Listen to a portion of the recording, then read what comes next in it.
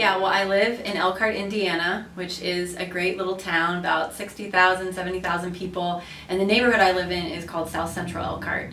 And there are about a third African American, a third white, a third Latino folks in the neighborhood, and all mixed together. So it's not a like, here's the corner for the African Americans, here's the corner for the white people, the Hispanic people, but everybody's together. So like I walk down the street some days in the summer and you have like really loud rap booming out of one house, and the next house it's like cha-cha music, and I mean, you know, and we're all neighbors.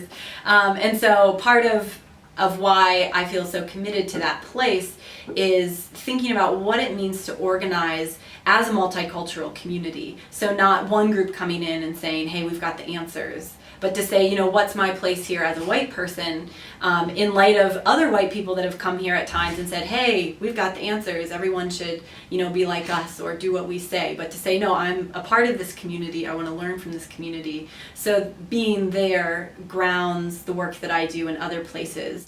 I mean, I think that, well, when we look at Jesus, he was always eating with people, he was in relationship, he was like in the nitty-gritty of life. And so I think that when we're looking at what is the good news, it starts with, well, what are the stories of this community? Like, what's the hope of this community? And not just like, what's the hope out there someday that hopefully we can like make happen, but like, what are the hopeful things that are happening right now? And I think that's where the presence of God is, like, and those are the places where Jesus would be.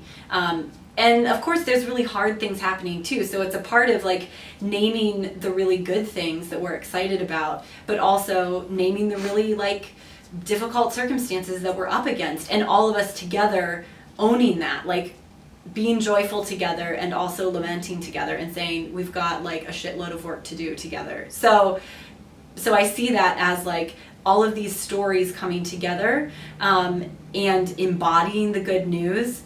There's a mentor and friend of mine, Vincent Harding, who is a part of the civil rights movement, amazing guy, and one of the things that he said when he visited us in Elkhart was, our relationships have become really unnatural. It's unnatural for groups that are all similar to just corner themselves off and just be with each other. Like, that's unnatural. That's not what God meant.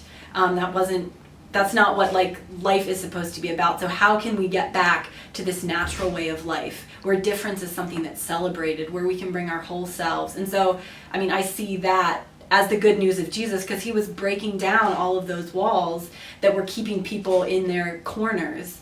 And so in our neighborhood, as we continue to live into that, I think that's the gospel.